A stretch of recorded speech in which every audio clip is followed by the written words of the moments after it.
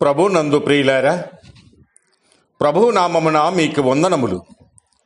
ఈరోజు దేవుని యొక్క వాక్య ధ్యానము ఆదికాండము 23వ అధ్యాయము 1-2 వచనాలు. శారా జీవించిన కాలం అనగా శారా బ్రతికిన ఏండ్లు 127. శారా కనాను దేశమన్నందలి హెబ్రోనను కిరియతార్బాలో మృతి పొందెను. అప్పుడు అబ్రహాము శారా నిమిత్తము అంగలార్చుటకును ఆమెను గూర్చి ఏడ్చుటకును వచ్చెను. దేవుడు ఈ మాటలు దీవించి ఆశీర్వదించునుగాక. గమనించండి ప్రియులారా, అబ్రహాము జీవితంలో ఒక విషాద సంఘటన ఎదురయ్యింది. తన భార్య అయిన శారా మరణించింది. ఆమె 127 సంవత్సరములు జీవించింది. అయితే ఇటువంటి విషాద సమయంలో కూడా అబ్రహాము తన క్రియల ద్వారా తన విశ్వాసాన్ని ప్రకటించాడు. మొదటగా భూమిని కొనుట ద్వారా విశ్వాసమును కనబరిచాడు. అబ్రహాము ఆ ప్రాంతంలో పరదేశిగా ఉన్నాడు. సహజముగా ఎవరైనా తమది కాని ప్రదేశంలో మరణిస్తే వారిని సొంత గ్రామానికి తీసుకు వెళ్ళడానికి ఆశపడతారు బంధువులు. కానీ దానికి భిన్నముగా అబ్రహాము తన భార్యను తాను పరదేశిగా ఉన్న స్థలములోనే పాతి పెట్టాలి అనుకున్నాడు.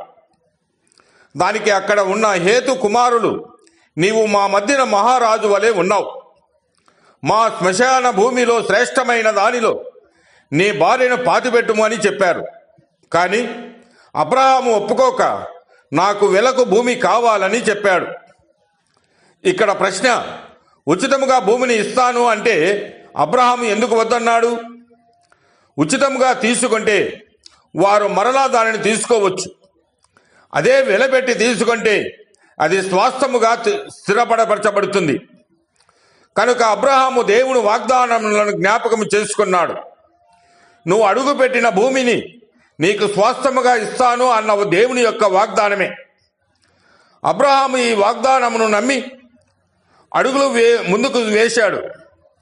ఫలితముగా ఆ భూమి, ఆ ప్రాంతము అతనికి స్వాస్థ్యముగా స్థిరపరచబడింది.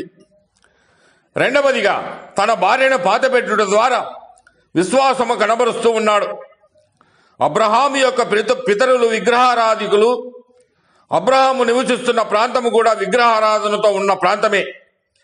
కాబట్టి మరణించిన వారి విషయంలో వారికి ఎన్నో ఆచారములు ఉండవచ్చు. కానీ అబ్రహాము తన భార్యను ఒక గుహలో లేక సమాధిలో పాతిపెట్టాడు. కారణం, దేవుడు మృతులను లేపగలడు అన్న విశ్వాసము అతనికి ఇస్సాకు విషయంలో ఏర్పడింది.